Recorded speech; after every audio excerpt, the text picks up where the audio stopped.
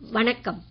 ஆகாஷ்வாணி புதுச்சேரி மாநில செய்திகள் வாசிப்பவர் மலர்விழி.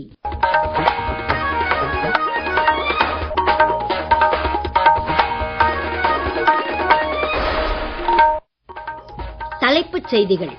டிஜிட்டல் புரட்சியினால் தொழில்நுட்ப ரீதியில் அனைவரையும் உள்ளடக்கிய சமூகமாக இந்தியா மேம்பட்டுள்ளதாக பிரதமர் திரு நரேந்திர மோடி கூறியுள்ளார். மத்திய சுகாதாரத்துறை இணை அமைச்சர் திருமதி அனுப்பிரியா பட்டேல் இன்று புதுடெல்லியில் புகையிலை இல்லா இளைஞர்கள் இயக்கத்தின் 3ஆம் கட்ட பணிகளை தொடக்கி வைத்தார். புகையிலை இல்லா இளைஞர்கள் இயக்கத்தின் கீழ் புதுச்சேரியில் இன்று நடைபெற்ற விழிப்புணர்வு பேரணியை முதலமைச்சர் திரு ரங்கசாமி கொடியசைத்து தொடக்கி வைத்தார். இந்தியாவின் தொழில் முனைவு சூழலில் ஆண் பெண் சமத்துவம் பெரிய அளவில் மேம்பட்டுள்ளதாக மத்திய தகவல் தொடர்பு அமைச்சர் திரு ஜோதிராதித்ய சிந்தியா தெரிவித்துள்ளார். இனி விரிவான செய்திகள். ஜனநாயகம், சுதந்திரம் மற்றும் சட்டத்தின் ஆட்சியில் நம்பிக்கையுள்ள கூட்டாளி நாடுகளான இந்தியாவும் இங்கிலாந்தும் உலக அளவிலான பொருளாதார வளர்ச்சி மற்றும் ஸ்திரத்தன்மையில் மிகுந்த உறுதிப்பாடு கொண்டுள்ளதாக பிரதமர் திரு நரேந்திர மோடி கூறியுள்ளார். இன்று மும்பையில் இங்கிலாந்து பிரதமர் திரு கியர் ஸ்டாமருடன் இணைந்து செய்தியாளர் கூட்டம் ஒன்றில் பேசிய அவர், இந்தியாவிற்கும் இங்கிலாந்திற்கும் இடையிலான விரிவான பொருளாதார மற்றும் வர்த்தக உடன்பாட்டினால் இரு நாடுகளைச் சேர்ந்த தொழில்துறையினர் மற்றும் நுகர்வோர் பயன்பெறுவார்கள் என்றார். இதுவரை இல்லாத பெரிய அளவில் இங்கிலாந்து வர்த்தக குழுவினர் தற்போது இந்தியா வந்திருப்பதை பிரதமர் சுட்டிக்காட்டி, இந்தியா இங்கிலாந்து கூட்டாண்மை உறவுகளில் ஏற்பட்டுள்ள புதிய உத்வேகத்திற்கு இதுவே சான்றாகும் என்றார். இங்கிலாந்தில் உள்ள 18 லட்சம் இந்தியர்கள் இரு நாடுகளுக்கும் இடையே வாழும் பாலமாகவே செயல்பட்டு வருவதாக பிரதமர் கூறினார். 9 இங்கிலாந்து பல்கலைக்கழகங்கள் இந்தியாவில் விரைவில் புதிய வளாகம் தொடக்க இருப்பது குறித்து அவர் மகிழ்ச்சி வெளியிட்டார். இங்கிலாந்தின் தொழில்துறை அனுபவமும் இந்திய திறமைகளும் இணைவதால் அனைவரும் பயனுள்ளதாக இருக்கும் என்றும் அவர் குறிப்பிட்டார். இங்கிலாந்து பிரதமர் திரு கியர் ஸ்டாமர் இந்த செய்தியாளர் கூட்டத்தில் பேசுகையில், எதிர்கால நோக்குடன் கூடிய கூட்டாண்மை ஒன்றை இரு நாடுகளும் கட்டமைத்து வருவதாக கூறினார். 2047ஆம் ஆண்டிற்குள் முன்னேறிய நாடாக மேம்படும் இலக்கை எட்டும் பாதையில் இந்தியா சரியாகவே பயணித்து வருவதாகவும், இப்பயணத்தில் கூட்டாளியாக தன்னை இணைத்துக் கொள்வதே இங்கிலாந்தின் விருப்பம் என்றும் அவர் குறிப்பிட்டார். தொடர்ந்து பிரதமர் திரு நரேந்திர மோடி, இங்கிலாந்து பிரதமர் திரு கியர் ஸ்டாமர் ஆகியோர் மும்பையில் உலக பின்டெக் திருவிழாவில் கலந்து கொண்டனர். தொழில்நுட்ப ரீதியில் அனைவரையும் உள்ளடக்கிய சமூகமாக இந்தியா மேம்பட்டுள்ளதாகவும், உலக அளவில் அனைவருக்குமான தொழில்நுட்பம் மற்றும் புதுமை படைப்புகளுக்கான தரத்தை நிர்ணயிக்கும் நாடாகவே இந்தியா திகழ்வதாகவும் பிரதமர் திரு நரேந்திர மோடி கூறினார். இந்தியாவின் UPI வசதி மூலம் மாதம் 20 பில்லியன் எண்ணிக்கையில் பணப்பரிமாற்றங்கள் மேற்கொள்ளப்படுவதாக அவர் தெரிவித்தார். இந்தியா இங்கிலாந்து வரியில்லா வர்த்தக உடன்பாட்டினால் இரு நாடுகளிலும் பொருளாதார வளர்ச்சி அதிகரிக்கும் என்று இங்கிலாந்து பிரதமர் திரு ஸ்டாமர் கூறினார்.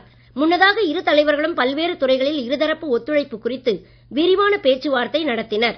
பிரதிநிதிகள் நிலையிலும் பேச்சுவார்த்தை நடைபெற்றது. மத்திய சுகாதாரத்துறை இணை அமைச்சர் திருமதி அனுப்பிரியா பட்டேல் இன்று புதுடெல்லியில் புகையிலை இல்லா இளைஞர்கள் இயக்கத்தின் 3ஆம் கட்ட பணிகளை தொடக்கி வைத்தார். தேசிய அளவிலான இந்த 60 நாள் இயக்கத்தின் போது புகையிலை பழக்கத்திற்கு ஆளாவதை தவிர்ப்பது குறித்து இளைஞர்கள் மற்றும் குழந்தைகளுக்கு விழிப்புணர்வு ஏற்படுத்தவும், புகையிலை பழக்கத்திலிருந்து விடுபட விரும்புவோருக்கு தேவையான உதவிகளை வழங்கவும், பள்ளி, கல்லூரிகள் மற்றும் உயர்கல்வி நிறுவனங்களில் சுகாதாரம் மற்றும் உடல்நலம் பற்றிய வலுவான கலாச்சாரம் ஒன்றை உருவாக்கவும் முக்கியத்துவம் அளிக்கப்படும். நாட்டில் பெரும் எண்ணிக்கையிலான இளைஞர்கள் புகையிலை பழக்கத்திற்கு ஆளாகி இருப்பதால் இளைஞர்களை புகையிலை பழக்கத்திலிருந்து பாதுகாத்து புகையிலை இல்லாத இந்தியா ஒன்றை உருவாக்க அரசு உறுதி பூண்டுள்ளதாக அமைச்சர் தெரிவித்தார். நிகழ்ச்சியில் கலந்து கொண்ட மாணவர்களுக்கு புகையிலை மறுப்பு உறுதிமொழியும் செய்து வைக்கப்பட்டது. புகையில்லா இளைஞர்கள் இயக்கத்தின் கீழ் புதுச்சேரியில் இன்று நடைபெற்ற விழிப்புணர்வு பேரணியை முதலமைச்சர் திரு ரங்கசாமி கொடியசைத்து தொடக்கி வைத்தார். தேசிய புகையிலை கட்டுப்பாட்டு திட்டமும் மாநில புகையிலை கட்டுப்பாட்டு மையம் மற்றும் அரசு நெஞ்சக நோய் மருத்துவமனையும் இணைந்து ஏற்பாடு செய்திருந்த இப்பேரணியில் 300க்கும் மேற்பட்ட மருத்துவ மாணவர்கள் கலந்து கொண்டு புகையிலையின் தீமைகள் குறித்து விழிப்புணர்வு ஏற்படுத்தினர். இந்திரா காந்தி அரசு மருத்துவக் கல்லூரியில் தொடங்கிய இப்பேரணி நகரின் முக்கிய வீதிகள் வழியாக சென்று மீண்டும் மருத்துவக் கல்லூரியில் முடிவடைந்தது.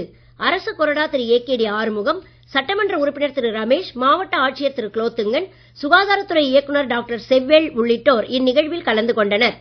60 நாள் புகையிலை இல்லா இளைஞர்கள் இயக்கத்தின் கீழ் புதுச்சேரியில் மேற்கொள்ளப்பட உள்ள பணிகள் குறித்து புகையிலை கட்டுப்பாட்டு அதிகாரி டாக்டர் வெங்கடேஷ் எமது செய்தியாளரிடம் பேசுகையில், இந்த பிரச்சாரம் மூலமாக புகையிலையோட பின் விளைவுகள் என்னென்று விழிப்புணர்வு புதுச்சேரி மாநிலம் முழுவதும் வாகனம் மூலம் எல்லாருக்கும் தெரிவிக்கப்படும். இது மட்டுமின்றி புகையிலை பொருட்கள் எந்தெந்த கடைகளில் விற்குதோ அதை தடை செய்ய வேண்டி காவல்துறை உதவியுடன் எல்லா கடைகளும் இன்று முதல் அடுத்த 60 நாளைக்கு தொடர்ந்து கண்காணிக்கப்படும். அது மட்டுமின்றி புதுச்சேரியில் உள்ள அனைத்து பள்ளிகளும் புகையிலை இல்லா நிறுவனமாக அறிவிக்கப்படும் என்றும் இந்த 60 நாள் தொடர் விழிப்புணர்வு பிரச்சாரத்தில் செய்யக்கூடிய வேலைகளாகும். நீங்கள் கேட்டுக்கொண்டிருப்பது மாநில செய்திகள். ஆகாஷ்வாணி செய்திகளை நேயர்கள் உடனுக்குடன் தெரிந்து கொள்ள எமது புதுச்சேரி மண்டல செய்திப் பிரிவின் சமூக ஊடகங்களான @AIRnews_புதுவை என்ற எக்ஸ் பக்கத்தையும், all India radio news Puducherry என்ற Facebook பக்கத்தையும், @RNU புதுச்சேரி என்ற யூடியூப் சேனலையும் அணுகலாம்.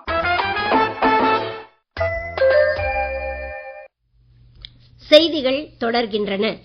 கடந்த 10 ஆண்டுகளில் இந்தியாவின் தொழில் முனைவு சூழலில் ஆண் பெண் சமத்துவம் பெரிய அளவில் மேம்பட்டு 2ஆம் நிலை மற்றும் 3ஆம் நிலை நகரங்களில் பதிவு செய்யப்படும் கம்பெனிகளின் எண்ணிக்கையும் அதிகரித்திருப்பதாக மத்திய தகவல் தொடர்பு அமைச்சர் திரு ஜோதிராதித்ய சிந்தியா தெரிவித்துள்ளார். புதுடெல்லியில் இந்தியா மொபைல் காங்கிரஸ் மாநாட்டின் ஒரு பகுதியாக இன்று நடைபெற்ற தொழில் முனைவோர் மாநாட்டில் அவர் பேசுகையில், பெரும்பாலும் சேவை நாடாக கருதப்பட்ட இந்தியா தற்போது பெருமளவில் மாற்றமடைந்து உள்நாட்டிலும் உலக அளவிலும் ஆழமாக கால் பதித்திருப்பதாக தெரிவித்தார்.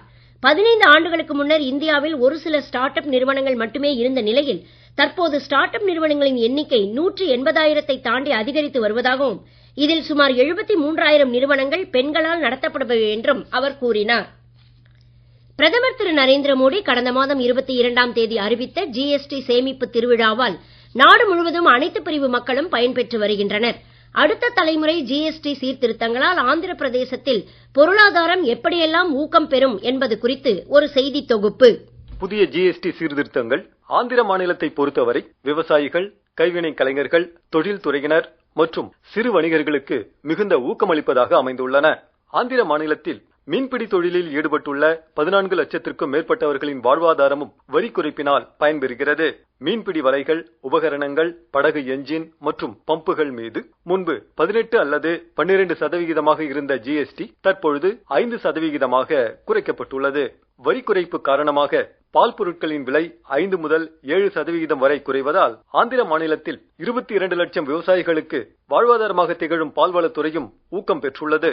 ஆந்திர மாநிலத்தின் புகழ்பெற்ற பாரம்பரிய பொருட்களான கொண்டப்பள்ளி பொம்மை, தோல்பாவை மற்றும் அரக்கு காஃபி மீதான வரியும் 5% குறைக்கப்பட்டுள்ளதால் கைவினை கலைஞர்களின் வருமானம் வலுப்பெறவும் இத்தகைய பொருட்களுக்கு வெளிநாடுகளில் சந்தை வாய்ப்புகள் கிடைக்கவும் ஏதுவாகி உள்ளது.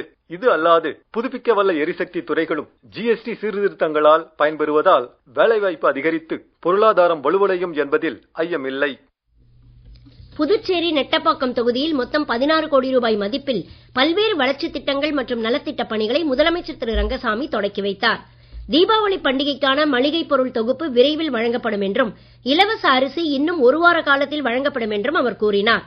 தட்டாஞ்சாவடி தொகுதிக்கு உட்பட்ட சுப்பையா நகரில் 1,82 லட்சம் ரூபாய் மதிப்பில் புதைவட மின்சார கேபிள் அமைக்கும் பணிகளையும் முதலமைச்சர் திரு ரங்கசாமி தொடக்கி வைத்தார். மத்திய பிரதேசத்தில் 21 குழந்தைகள் உயிரிழக்க காரணமான இருமல் மருந்தை தயாரித்த காஞ்சிபுரம் மருந்து உற்பத்தி நிறுவனத்தின் உரிமையாளரை இன்று சென்னை கோடம்பாக்கத்தில் உள்ள அவரது வீட்டில் இருந்து மத்திய பிரதேஷ் சிறப்பு புலனாய்வு குழுவினரும் தமிழ்நாடு போலீசாரும் இணைந்து கைது செய்துள்ளனர். அவர் மீது BNS மற்றும் இதர சட்டங்களின் பல்வேறு பிரிவுகளின் கீழ் வழக்கு பதிவு செய்யப்பட்டுள்ளது. சம்பந்தப்பட்ட மருந்து உற்பத்தி நிறுவனத்திற்கு சீல் வைக்கப்பட்டுள்ளது. கோடம்பாக்கத்தில் இந்நிறுவனத்தின் பதிவு அலுவலகம் பூட்டப்பட்டுள்ளது.